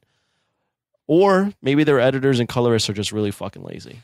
It might be that, it's because it's very interesting. I'm watching these clips of Civil War again, and he goes to the point about comic books having a true black and a white for contrast, which makes it interesting. But look, this is what I can tell you. From my experience, I've been working with Photoshop for like fucking 15 years. I color correct photos all the time. Looking at that Civil War shot, if that was like an image that someone gave me, I'd be like, hey, let me pop the contrast on this. Let me fix the blacks, because just artistically, aesthetically, stuff you are taught in art school is you need the black should be black, the whites should be white. There always needs to be a contrast. It helps move the eye. I have it paused on the scene where they're running at each other. Yeah, it's flat. It's very flat. I didn't realize it at the time. I knew that there's something was a little off, but like just looking at this. Yeah. Like, it's very gray, and it looks like the heroes, the way it's colored, it looks like the heroes are all wearing like a dark blue or a black. Well, not even a true black, but it looks like their costumes aren't popping. They all looks like they're wearing the same color. And that's really funny, because in digital age, it's so easy to fix that and just make it pop a little. Well, it's very funny also because Spider-Man is wearing red and blue, right. Vision is wearing yellow and green, Iron Man's wearing red and gold. Like they're all like wearing a purple thing, colors. Yeah. Ant-Man. I mean, I thought Ant-Man was colorful, but like I'm looking at the scene of Captain America from Civil War running on the bridge, and he jumps down, and there's no blacks in this scene in the shadows. It flattens the whole thing out. Yeah, it's weird. It's something I didn't notice, but it's weird. But then when he shows you the comparison of, he's like, look, I took a couple of these shots. All I did was I took 10 minutes. I bumped the saturation, a little bit of the contrast. It is remarkably better looking. Yeah, it does look a lot better. So why wouldn't they do this? It's so easy in digital. And man, until he pointed this out, now I'm like really upset. Like it didn't really bug me. But he's right. I'm not really upset, but like, I'm like, wow, these movies could look even better. I'm upset because, as he just demonstrated, it takes a couple of quick corrections, which aren't hard to do in your fucking digital workspace, to just pop everything and make it visually even more entertaining. Mm-hmm. I also think, I mentioned this in the comments, that when you have a run of success that Marvel's had, they're just in terms of their films, not only that, but I think people are going to become more critical. And they're going to look at these movies, like we've already seen the video of the music. Yeah. We're seeing this with the color grading. You're also, this after Doctor Strange was the first time I started seeing more stuff written about like cookie cutter origin story formula. So like people are getting a little more critical when you've been on top for this long. I will say, shout out to my boy Kevin Heldon, but his comment on Marvel needs a whole restructure, and then this guy is supporting a movie that got like 27% on Rotten Tomatoes and disappointed. Snap. Oh shit! As someone that is supporting DC wholeheartedly, dude, what needs a restructure is your fucking DC. They need some kind of structure. How about you just start with a structure? And how about the fucking color grading on Batman v Superman? Yeah. Jesus Christ! There's no color. It's very. I think Superman's wearing a black suit, even though it's red and blue. Very muted, monochromatic. Hopefully, the Wonder Woman seems to be a little bit more colorful. Let's get DC to make one good movie before we get Marvel to rehaul. Oh snap! I mean, Marvel has not missed yet. If this is the worst thing we have to complain, is that they just need to pop the contrast a little. It's not too bad. I think Marvel plays it safe. That's something we Spider-Man should be fucking colorful. Don't give me a washed out, gray, ugly Spider-Man, please. Yeah. And then Guardians, that one, go wild, man. You're dealing with stuff nobody knows what it looks like. Just make it bright. What Marvel's done well is they've casted very well. Yes. They have great actors and actresses playing their roles. Great creative teams. Playing interesting roles, and the characters on screen, regardless of how cookie cutter the story is, the characters on screen are all immediately likable, especially their heroes, and they're people that you want to see interact with one another. Absolutely. That's what they've built relatable, interesting, three-dimensional characters with... They've built their whole universe on characters. That you want to cheer or root against, or... It's not about the plot for them. It's not about these awesome storytelling, visuals. which is what they came, where they came from, characters. and character and stories. Whereas DC has built their shit on, I don't know what the fuck. On the visual, on action. None of their characters are likable. Breaking news here, posted by Daniel Nosker on our group. Deadpool 2 hires John Wick director David Leitch. Oh, shit. That's who they speculated. I saw that and I liked it. I think that's a good move because we were talking about everyone loves the John Wick and how Rug Boy's like, he's a great person for this. He'll be able to nail it. So. Nosker also posted Green Lantern, Justice League. Yeah, I saw that. One of them. So I feel like that's just gonna be like a quick cameo, maybe like they did in BVS with some of those characters. Because there's a lot. There was a rumor that Green Lantern would show up at the end, like in a post-credit scene. That would make sense. You need the seventh person. They only have 6 Justice League motherfuckers. Yeah. God, but let's hope. Look, they don't have. If this is the worst Marvel has, is like they just need a little more color. I think we're doing okay, but. I think it's strong to say you need an overhaul on a movie, on a universe that's 14 films in, has made X amount of dollars, has had all of them most of the films be smash hits, and not one of them under 60% critically. Well, the number, if I remember correctly, for their $4 billion investment Disney paid for Marvel has netted them now probably more, over $10 billion. Oh, shit. So all I'm saying is Marvel's fucking changing the game. I mean, now everyone wants a fucking shared universe. Yeah. Like, I mean, I remember we said that like last year, episodes ago. I was like, they're kind of like the way Apple was. They're like the Apple of superhero movies. Like everybody wants to be them. Everyone watches them.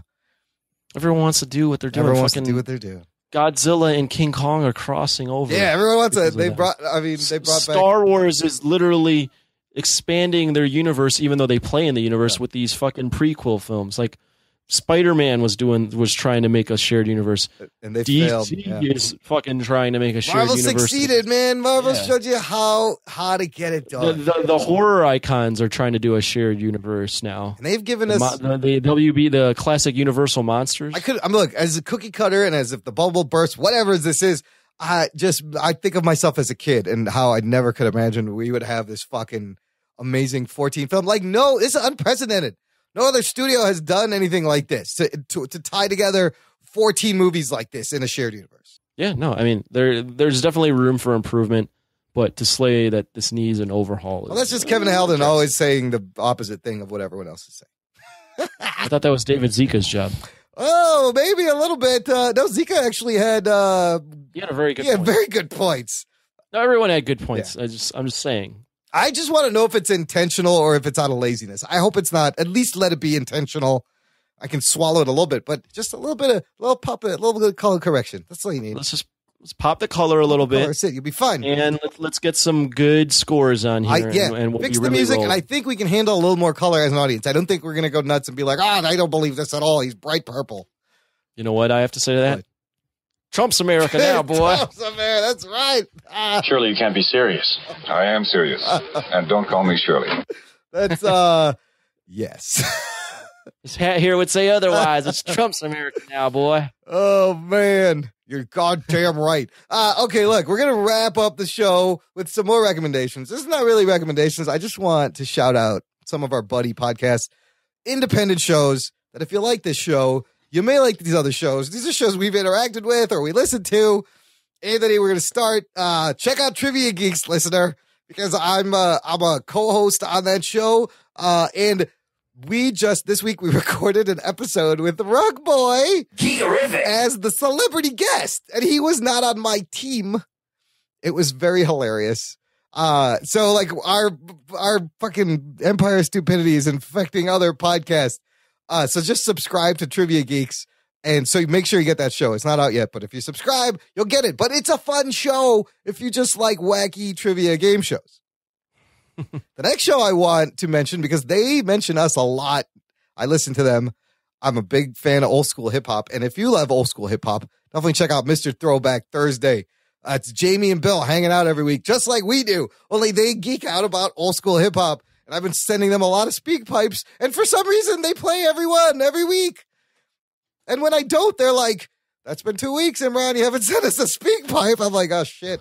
They're calling me out. But they started to mention our show at the end of their shows. They're like, check out the Jock and Nerd. They even mentioned Rug Boy, that they wanted a Rug Boy of their own. They're really nice guys. You really don't want a Rug Boy. Maybe not a Rug Boy. Exactly. Maybe somebody a little bit nicer with more teeth.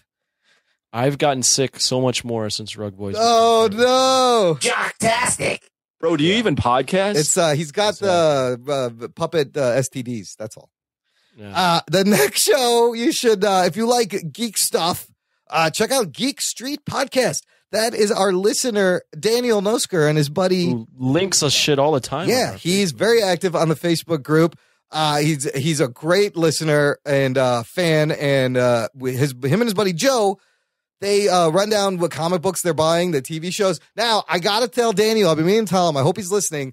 Anthony, he pulled off a very high difficulty maneuver in the podcasting world. He had to do a solo podcast. Oh, shit. His something even I haven't done. His buddy wasn't able to make it. He's like, fuck it, I'm just I'm gonna do this. And Daniel, you did a good job. It's very scary to do the solo show. Good work. I'll give you one of these. Jock and Nerd. Also, if you like Batman and you just want to hear people talk about Batman and nothing but Batman, not Fat Man on Batman. He doesn't need our help. Enough people know about him. I'm talking about Bruce Wayne's World. They've been on our show. Yes, yeah. And we've been on their show. And this is Jimmy, Joe, and Daniel just hanging out, reviewing Batman movies, talking about Batman news. And we know Jimmy from Past Times Comics. He used to work there. He used to sell us our fucking comics. I just yawned, by the way. He used to be... Okay, we're almost done. Poor Jock has got to go to bed after the CrossFit. Check out Bruce Wayne's World if you want to hear guys geeking out about Batman. Check out the shows over at the Hollow Knight Network. These are another bunch of really fun guys. Dave and Gomez, who I just kind of found hanging out in podcast groups on Facebook. And they last minute, they're like, hey, do you want to come on and just talk about iconic moments, horror moments, comic book moments, whatever. They're really cool guys. Lots of fun. I have a great time when I'm on that show. Also, check out, I got a couple more. Weeby Geeks or Mighty Marvel Geeks. We're on the Weeby Geeks Network, so you can find a lot of these shows there. But Michael and Mickey runs that, and he is really nice gentleman. I was on a recent episode of Mighty Marvel Geeks talking about Ghost Rider and Agents of S.H.I.E.L.D. And these guys, they know their fucking theme parks. They're like Disney theme park fucking experts. It's really weird. Like they know the ins and outs and the licenses and what's going on with the rides. It's kind of interesting. It's its whole little industry that you don't really think about. Next show, History of Bad Ideas. They had their 150th show.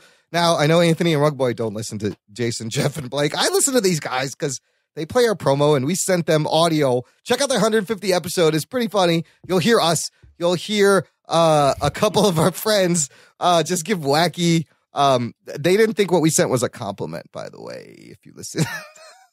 Oh, no? Yeah. They didn't think so? They were like, well, was that really a compliment? But they're good guys. They're good sports. They enjoyed it. And finally, I got a shout out to the original Doppelcasters, the guys we go way back a year when we started this show talking. We had a podcast conversation with them between our podcasts. Of course, Kevin and Chris, who we've mentioned 365 Flakes podcast. This is I've heard that Kevin and Chris are like huge Marvel dick riders. Like they just ride Marvel's dick over and over and over. Like they love every film. Like if you listen to their show, it's literally just a Marvel dick riding contest. Like Kevin will jump on and then Chris will go and jump. Like he'll go reverse cowgirl on him, and then Kevin will be like, "No, I'll do him from the let and then Kevin will get bend over and let Marvel do. And then this happens. Get your hand off my penis!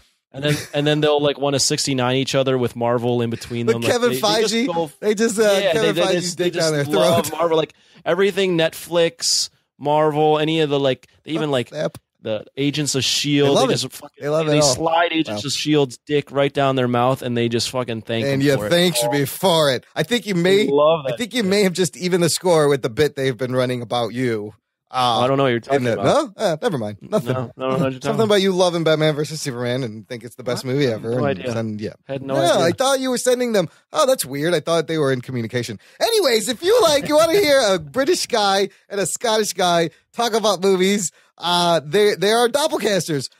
They have exact opposite views on a lot of things we have, but that's why it's interesting. Well, Kevin says he likes fine movie making, and then he has a taste for movies that are 5% on Rotten Tomatoes. In his defense, he worked at a movie store and that's where he learned his. I was listening to when we went on the show, episode 20. Yeah. Holy shit, that's fucking funny, dude. That's some funny shit. It's me, you, and Rug Boy. Listener, I'll put all these links in the show notes. Yeah, you were drinking during that I was episode. really drunk by the end. If you want to hear, I'm really drunk on the mic. But that was a great episode. We reviewed what Mike and me. Mac and Me, the fucking E.T. wannabe movie. Oh, that movie was horrible. It was really. I didn't even watch it, and I was watching it on YouTube as you guys were talking. I was playing it for you as we were recording the show. This is so bad. We should do that again. That was a fun time. Kevin and Chris, if you're listening, hey, you know what? They're coming to America next September. Guess where they're going? They're going to Cincinnati. Oh, shit. To visit the History of Bad Ideas podcast because they're all big wrestling fans. I don't know why exactly, but they're going to do a show with them there. And I was like, you guys, you're coming all this way and you're going to fucking Cincinnati. Not there's anything wrong with Cincinnati, but come on, dude. Chicago. It's fucking or anywhere else. Oh shit! Oh my god! No one's ever come to America from Europe. To go to Cincinnati. To go to Cincinnati. No one even in America that doesn't live in Cincinnati goes to Cincinnati. Oh, we're gonna get hate mail from Cincinnati listeners. I don't care.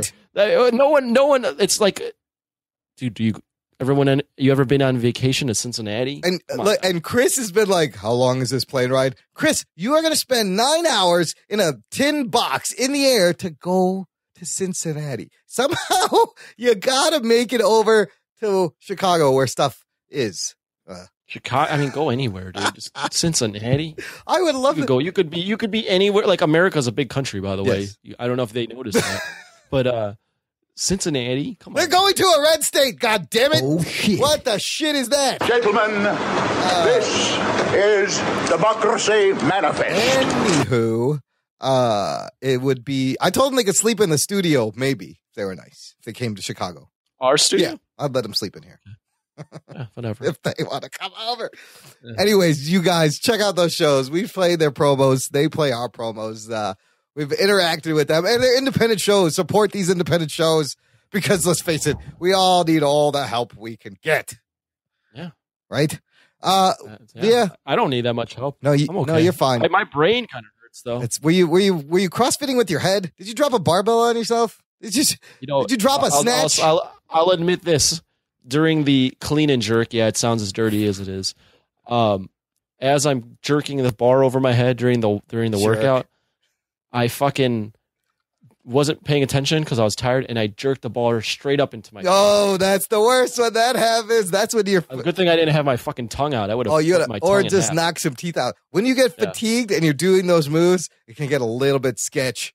You got to know when to stop. Look, listener, my head may be all fucked up in the coming weeks because. Spoiler alert. I got to go back to CrossFit starting next week. It's been 2 years since I've touched a goddamn barbell, but they want I get to do their website and go for free again, which is the only way I can afford CrossFit because it's literally for white rich people. Oh shit! They price poor people out of any kind of health food or healthy lifestyle or anything that'll help them. I could not afford it, but this way I can. I'm trading services. There you go. Yeah. Right on. All right, look, let's wrap this shit up. Listener, would you be a doll? Do us a favor. Visit jockandnerd.com/review. It takes you to our iTunes page, and you can subscribe to the show. You can leave us a rating and reviewing, and we'd appreciate it. But really, you can find this show everywhere. We're on Google Play, on iHeartRadio, Player FM, TuneIn, YouTube. Just visit jockandnerd.com for links to all the ways you can hear the show. If you have a way, we have a way to get it to you. And finally... just tell a friend. Tell a fucking friend. Spread the geekery. Give them one of these. If you're still listening right now, you should probably tell a friend because... and nerd. You're a real fan. You're a real fan and we've wasted your time. We apologize for wasting your time for the past 5 minutes. There was about 10 minutes of content, just like the last episode of The Walking Dead. Did not need to be this long. No. Perfect analogy. Jock and Nerd. And that's the Jock and Nerd podcast. Thanks for listening. My name is Imran. My name's Anthony. He's the jock. He's the nerd. Hey, we'll catch you next time.